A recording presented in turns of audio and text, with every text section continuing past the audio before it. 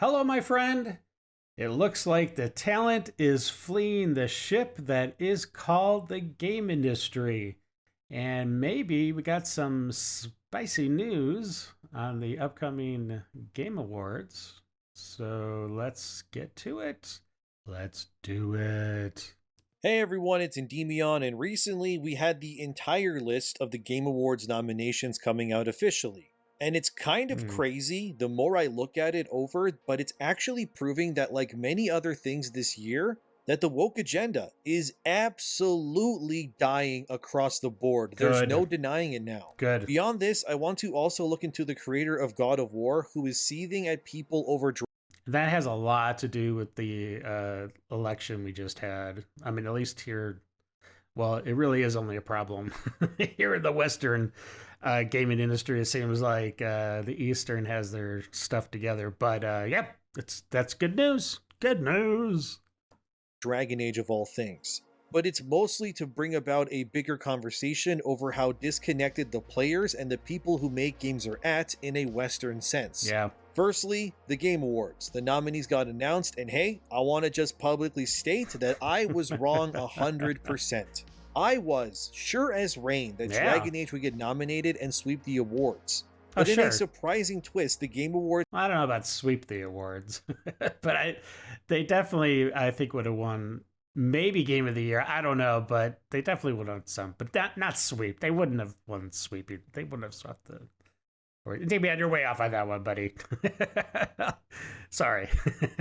It's essentially completely rejected Veilguard in every single category but one. Wow. The only thing that Veilguard is nominated for is accessibility, which, I mean, good for them, I guess. Except that's the token award. And the best award for signing your name on the test goes to Veilguard. But at least it was not nominated for Best RPG or Story, and thank God it had none of the character performances nominated either. But the fact that it lost... Tosh didn't get nominated? Now, I thought that was going to be a guaranteed lock, but okay. I guess I was wrong on that one. Wasn't even given a Game of the Year nod is hilarious and validating to where this industry is heading in the future. Yes. Looking at the 6 nominations, it's a bunch of Japanese games, 1 Chinese game in Wukong, and a single Western-made indie game called Balatro. And I probably mispronounced that. I never played this Balatro or Balatro, but based on what I saw online, it seems to be a poker-esque card game with roguelike elements tied into it. I won't lie, the game does look unique in what it's offering, but I am hard-pressed to believe that it will win Game of the Year, but who knows. At this point, as long as anything wins over Dragon Age, it's fine by me. Personally, out of this list, I would want Black Myth Wukong to win. That's what I thought would win. I mean, as soon as it came out, I was like, yeah, this one should be Game of the Year. Now, will it? I don't know. Because I want to see IGN get really mad, and for that hit piece article they wrote about the devs being sexist, just blow up in their faces again. It'd be so funny. And the best game with sexiest characters? Black Myth. That would be awesome. I don't think there's a category for that, but there should be.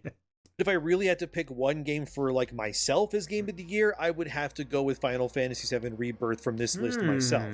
No game, for me anyway, felt more complete this year than Rebirth did. It was just objectively a phenomenal game that faithfully realized its potential in pretty much every way for me as a Final Fantasy fan. Of course, Metaphor Refantizo is nominated. I haven't played that game myself though. However, now that it's nominated quite a bit, I may check it out to see if what's being said about this game is true. Apart from its nominations, I saw quite a few people on Twitter saying that they were confused why YouTubers weren't calling Metaphor woke or not. And listen, I can't confirm if anything in that game is woke or not. Again, I haven't played it myself. But seeing it be celebrated like this, and then seeing the discourse on Twitter where people who played it do not call it woke and yet others do, it does make me want to check it out so I can properly understand and give my own opinion on it like I did with Dragon Age. But we'll see. I'm still playing East Nordics myself and I want to play Dragon Quest III next. But regardless, looking at this Game of the Year list, I'm happy with it. I'm glad that the big nuclear slops got snubbed in the big categories at least. Dragon Age, Dustborn, and so on, they didn't get big nods, although I think nominating Concord for Best Multiplayer, it would have been a funny troll, but well, what can you do, I guess. Best performance-wise, personally, I hope it goes to Brianna White for playing Aerith in Rebirth. I thought she did a great job myself. I didn't play stuff like Hellblade 2, which according to sales numbers and players, neither did most people either. And Humberly Gonzalez for Star Wars Outlaws, again, I haven't played it, so I couldn't tell you whether her performance is great or not. Other awards, including Games for Impact, which is basically an award category for which game pandered or has been the most exclusive, I guess. And the list there makes sense, they all kind of check out. Honestly, I'm surprised that Dustborn at least wasn't nominated there, since it did star a bunch of queer off-brand X-Men who were just insufferable. As for the rest of the awards, Helldivers 2 got Best Community Support, which, I don't know, me personally, that feels wrong. That game fumbled its community for months this year due to their moronic community managers and all of the nerfing. They've now since turned things around, I know, but Helldivers 2 will likely never become the phenomenon it was when it first released. As for the rest of the awards, like Best Ongoing, Mobile Game, or Art Direction, whoever wins, I don't really care, to be honest. Look, I'm just happy that Dragon Age got snubbed across the board, and that's kind of the point of this video for me right here. Which is that this year, for me anyway, has proven that we were heading down a path where everything we knew could have gotten so much worse than it is right now. We would have had mass censorship if the Democrats won the election. We would have had our games getting worse with more identity politics and so on if we didn't stand up and speak out against it. Yeah. But this year has proven that all of these things and more are changing in honestly quick fashion, and it's great to see. We went from going towards a bleak future to an optimistic one, and the Game Awards as well clearly understands that they didn't want to anger the players any more than they already have been this year. I genuinely think that Gamergate 2 has had a direct impact on everything here for games. Yeah, I kind of think so too. I mean, how could it not, right? The industry finally understands that they cannot defeat Gamergate 2 like they did the original version, which, understandably, was far less organized than it is right now. I think the Game Awards are a direct reaction to the unwavering strength of the gaming community at large. That they don't want to piss them off anymore, or they will face the might of the internet. Jeff Keighley, obviously he needs people to watch the Game Awards, it's where he makes the bulk of his money every year. Sure. And he's likely realizing that it makes zero sense to alienate and ridicule the paying player base out there by not respecting them. And when I look at these awards, I mean, I have some contentions here or there. I think Space Marine 2 should have been nominated more, and I do agree with others that Shadow of the Erdtree should not be nominated for Game of the Year. It's a DLC. I know some will say, well, it's so large that it's practically its own game. Okay, I understand that, but it's still DLC. Then maybe it should just be like the best DLC. I'm sure, isn't there a DLC category? If not, there should be. Shows you how often I've watched the Game Awards, but anyways. I do think having a best DLC category would work better, of course, but to me, it looks like the Game Awards... I just said that. That's so crazy. ...pivoted last minute into placing this new rule that DLC can now be nominated for Game of the Year, just so Shadow of the Erdtree could get nominated or potentially win. Maybe because Jeff Keighley didn't want an actual straight-up JRPG with all the bells and whistles to win, so he wanted a more safe bet.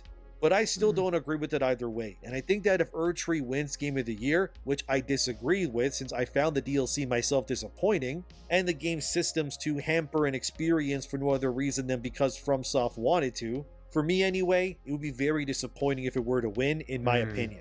It would be like nominating No Man's Sky for Game of the Year this year because it's had multiple years worth of content added to the game. Even though it originally came out in 2016, it's not technically fair in my opinion. Plus, there's so many other games that have come out this year that could have easily fit that spot over Erdtree. I'm actually surprised that Helldivers 2 didn't get a Game of the Year nomination, considering the initial reception to that game was completely insane.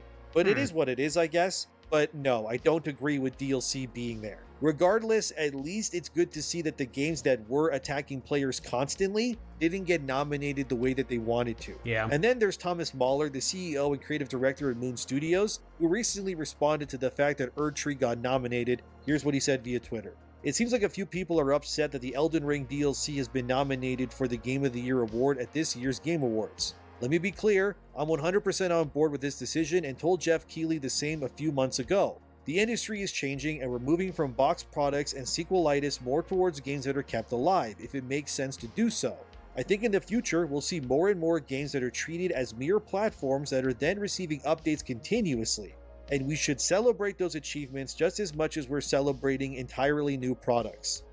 Yeah, okay. I mean, I get that point, but then they should just make a DLC category and be done with it, you know? I understand where Thomas is coming from, however, I still don't feel as though this should be a thing going forward. They already have a category at the Game Awards called Best Ongoing Game, which perfectly fits the need for these sorts of nominations. I do think celebrating and awarding games... I don't know about that. I mean, okay, I can see that point, but I think there's a difference between ongoing games and games that just get a few... I mean, because some games only get like one DLC, right? Maybe two. And then they're kind of done. But then there are other games where it's just constantly being updated and updated. You can call them DLCs if you want to, I guess. I guess they technically are. But those kind of games, the perpetual games, sort of, I think those are the ongoing games. So I think there is a difference there. Again, we agree to disagree in Endymion.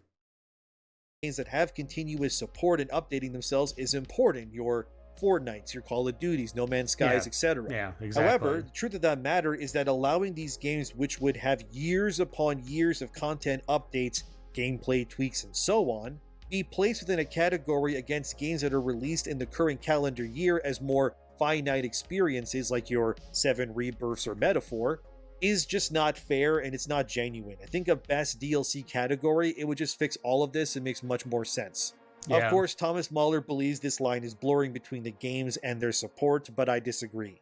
It's pretty easy to differ between these already. Elden Ring is the base game, we all understand that, I'm sure, and Erdtree is the DLC. They are two different things, like I said before. I don't think No Man's Sky should ever be nominated for Game of the Year. It had its chance in 2016 to get that award, and it didn't. But it could win Best Ongoing Game, sure, or Best DLC, or even Best Studio if Hello Games proved that they were worthy of that over others, sure. Absolutely, no complaints from me. But I think that we are needlessly convoluting what should be nominated for Game of the Year now.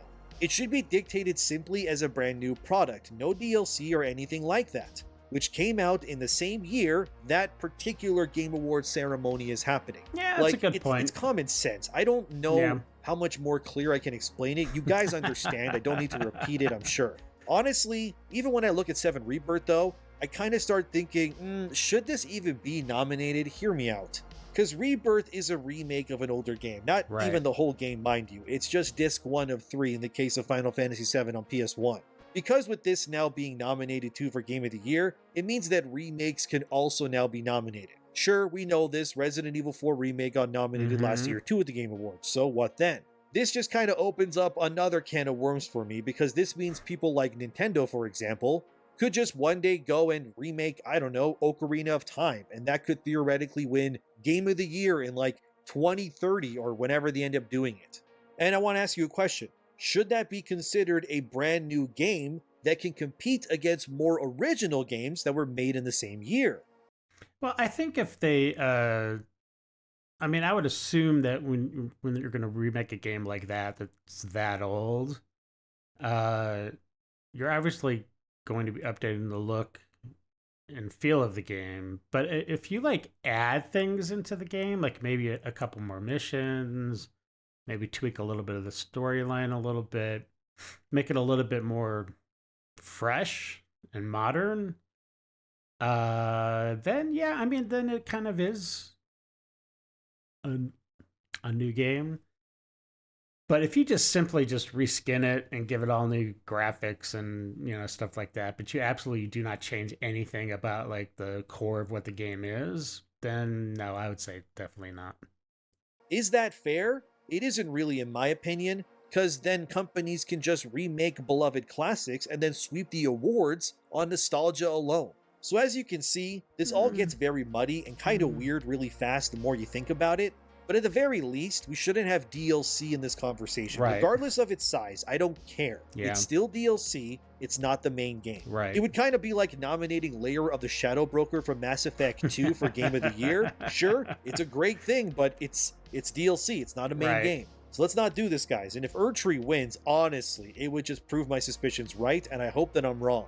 I would actually want Game of the Year to instead go to either Wukong or Metaphor, because then the game that wins was something that wasn't a remake of something that was already existing, or DLC in this case. I'm going to At Wukong. least Dragon Age got cooked, so I'm happy regardless. And when you look at the jury for the Game Awards, it's a lot of websites and channels that are very openly left-leaning, and they've just been attacking players for years. Stuff like GameSpot, IGN, even places like Kinda Funny of all things are allowed to vote on what they think should win. Which is why I always tell you guys, whatever wins at the Game Awards, ultimately, it was not chosen by the players at large. It's always been decided by the same groups that have been ruining games for years now, always.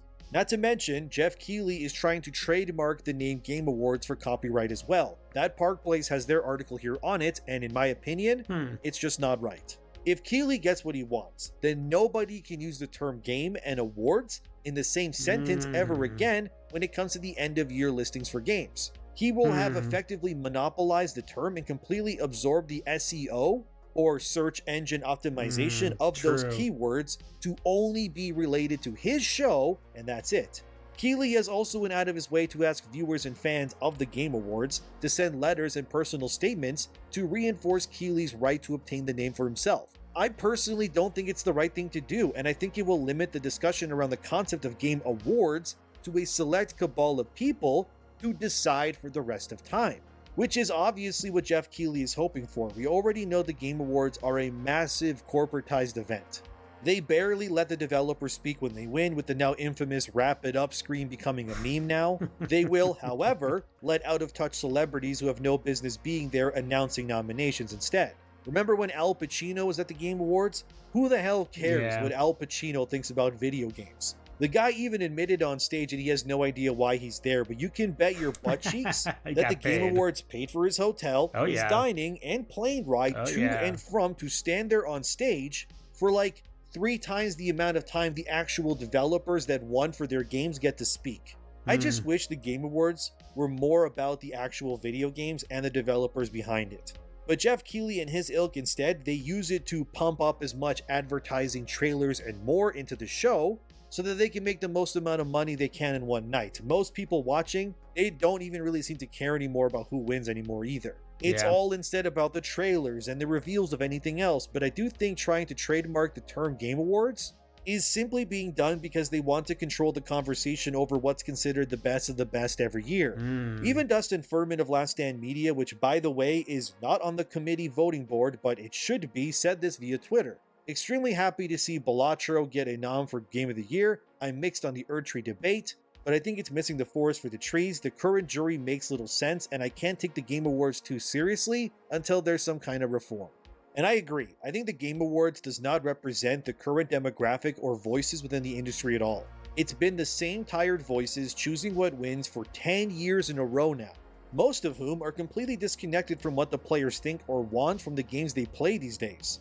Of course, I doubt the Game Awards would ever allow, say, me or Grums or Stuttering Craig as side-scrollers into the conversation. But I think the rejection of most, not all, but most political agenda nonsense in terms of the big awards at least is a good sign. And I agree with Dustin Furman of Last Stand. The Game Awards needs a reform, and it's obvious that Keighley doesn't want to lose control over the narrative nor the message of what the Game Awards should stand for in his eyes, especially since he profits so handsomely off it every year.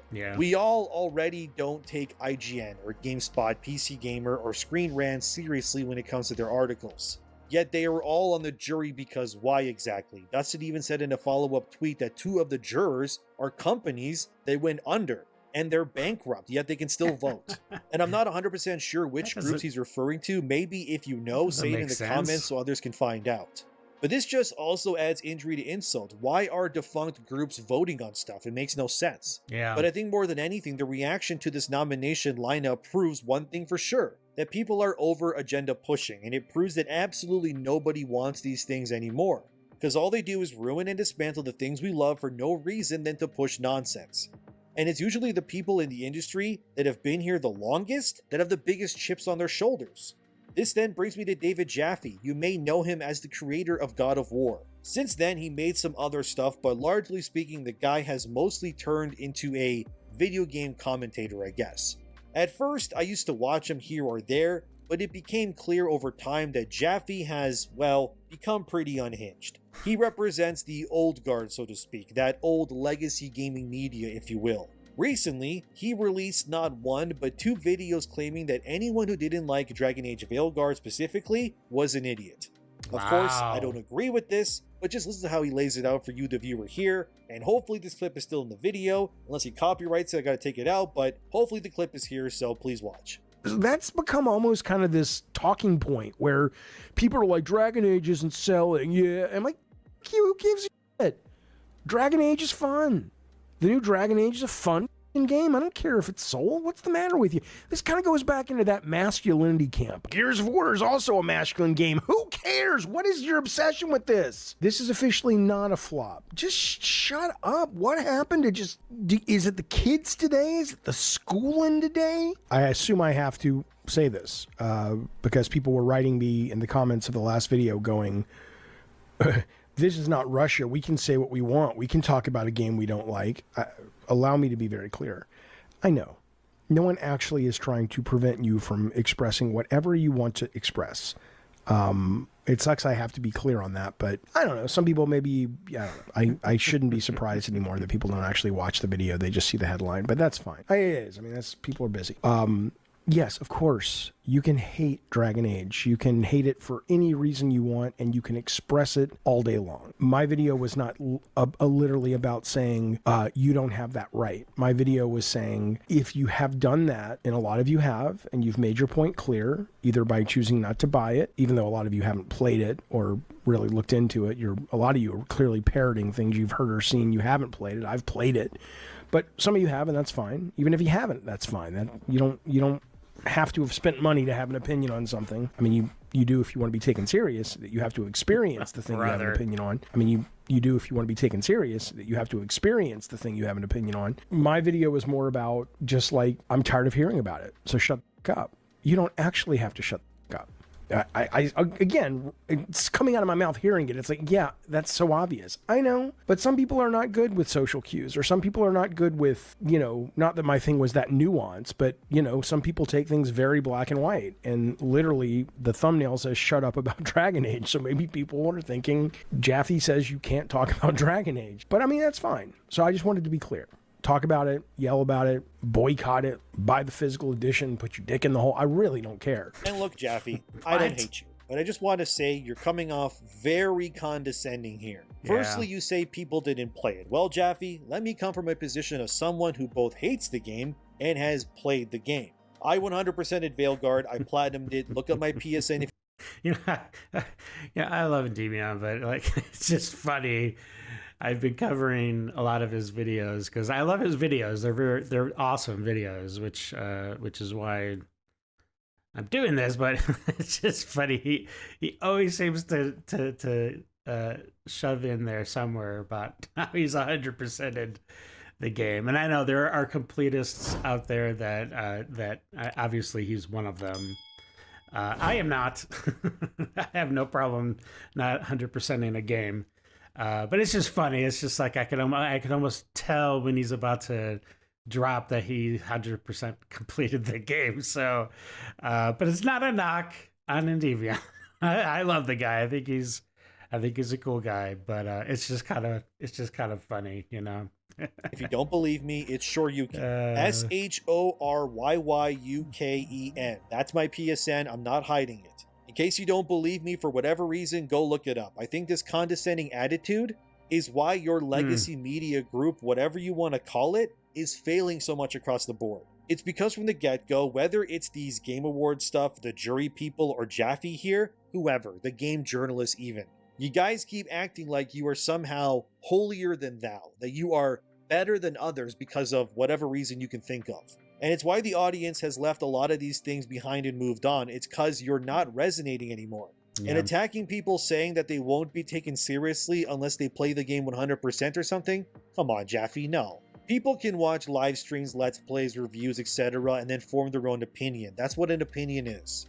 Totally. I mean, that's why Let's Plays are so popular, right? I mean, it's not just because people may not have the money to go buy the game, which, I mean, that's definitely a reason. But some people just don't want to play the game, right? They just rather watch casually, skip through stuff, or watch what they want of the game. And that's fine. Maybe they want to only watch like the beginning, which a lot of people do. That's why when you go through, you see like episode 1 or part 1 or intro, that typically has the most views out of, if they do even just a few videos of a game, that's always the one that generally has the most views. So, and then like maybe the end of the game, right? If that content creator has completed the entire game, it's usually definitely the first, and then like the last. Then you may get some pops of episode here and there that do well for whatever reason. But yeah. Anyways, okay, let's get back to it.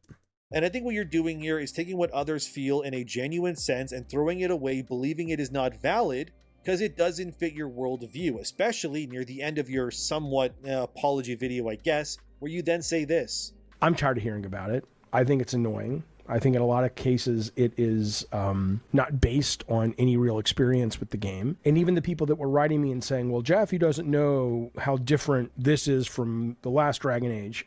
If you actually watch the video, I address that. I say in that video that I played Inquisition. I loved Inquisition. And clearly this doesn't feel like a direct sequel or even a continuation in some ways. The narrative is the same. It's about a lot of the same characters. And I didn't play the first 2 Dragon Age. And I didn't play the first 2 Dragon Age. If you are a homophobe or a transphobe or an anti-Semite. Oh God! Oh gosh! He had to throw the anti-Semite in there. I was thinking, man, he's really stacking the deck now. But he had to throw that anti-Semite card down as well. He's got a full flush.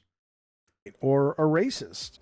That's a valid reason to not like something that has elements of the. You can not like something and not be a homophobe or a transphobe or a racist or whatever.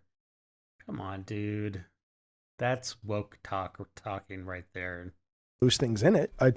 I would judge you for it negatively. And I know some of you are like, I'm not that. I just don't like whatever. I don't care. I mean, I care, but that's not what this video is about, and that's what my other video is about. Do you really think it's a good idea to attack what little of an audience you have by claiming that not only are these people wrong, but that they are bigots or this phobic or that if they don't agree with you? Exactly. Why are the legacy media people like this all the time? It really is, I think, a bitter jealousy thing. They don't like that there's new faces in the industry and people creating communities that they don't agree with 100%. I would ask Jaffe what he thinks of Gamergate 2, and he would probably just call it all nonsense. But the fact of the matter is this: whether it's Jaffe here being out of touch, or the Game Awards trying to license the name concept, or having a jury that's full of out-of-touch groups, they're scared, is what it is. They're scared that there's an ever-growing movement and community that is just leaving them behind in the dust. Let's just say it for what it is. Again, I don't hate Jaffe. He's allowed to have his opinion on any game he wants. But hey, that's his channel. But I think attacking your audience, no matter how big or small it is, and not willing to listen to criticisms of that audience, it's a terrible idea in every way. This whole I know better than you mentality is just going to get you nowhere. In the beginning of this video, I even apologized and admitted that I was wrong about Dragon Age getting sweeping nominations. I admitted fully that, hey, I was wrong. I got that very, very wrong. But I'm happy that I'm wrong because it shows that things are changing at least. I don't think every creator, YouTube, whatever, is right 100% of the time. Of course not. And that shows a lot of character on for Endymion here. You know, that he can admit when he's wrong. I mean, that's a very kind of, I would say, rare characteristic these days. But yeah, so good for him. Good for him. I, like Jaffe, will make mistakes, but why would I attack people is my question. And I think defending Veilguard of all things as your hill to die on, it's a very stupid hill to consider in this sort of position. The game is dead, it bombed, it got one nomination, and there's no point in defending it. Just like that Andy Cortez guy at Kind of Funny who tried to lie about Smash JT and attack YouTubers like me, these people are scared, dear viewer. It is what it is. They're projecting their insecurities. and they're just trying to paint others who do content as evil because they don't agree with it for whatever reason. But ultimately, it comes down to this regardless of whichever side you find yourselves on. The agenda is dying objectively. The Game Awards has largely even abandoned many games that could be seen as divisive or garbage because they know that they need your viewership.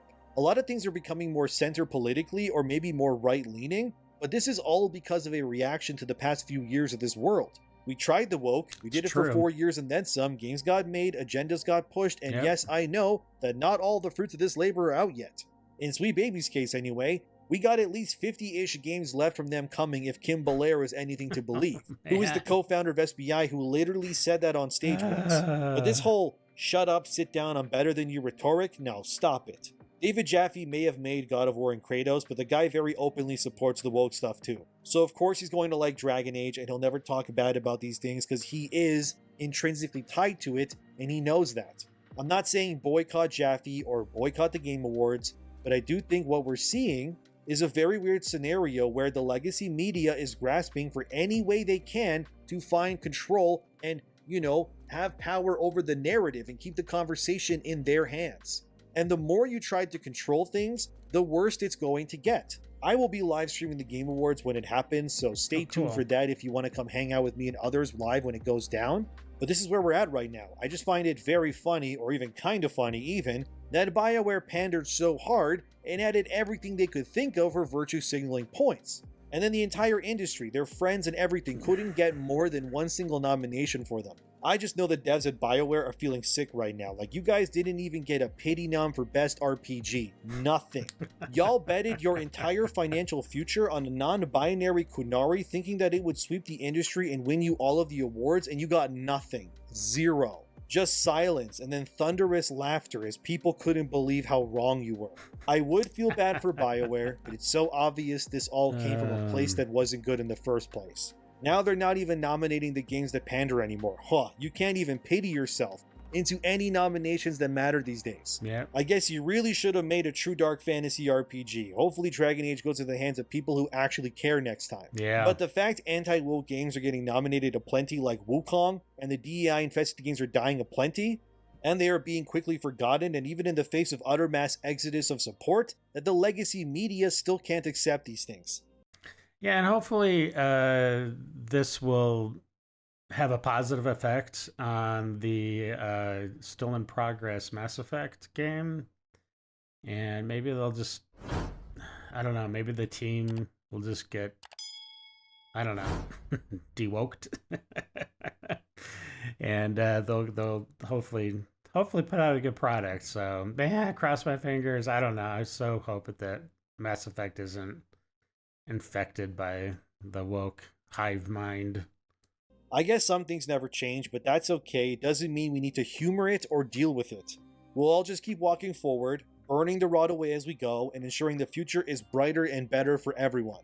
Things are healing, friends. I consider this a victory. Please have a wonderful day for me. Enjoy yourselves. Go play something that makes you happy. Thank you for watching. Thanks to my supporters. Subscribe if you wanna, and I'll see you soon. All right. Well, hey, that was a good video as always. It's interesting. Wow. So I too thought that Dragon Age was going to get a bunch of awards. Definitely a ton of nominations.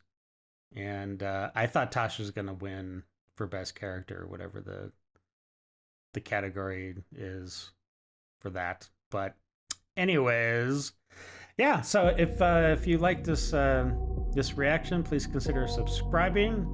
And until the next video, have a great day, stay safe, and we'll catch you later. All right, bye.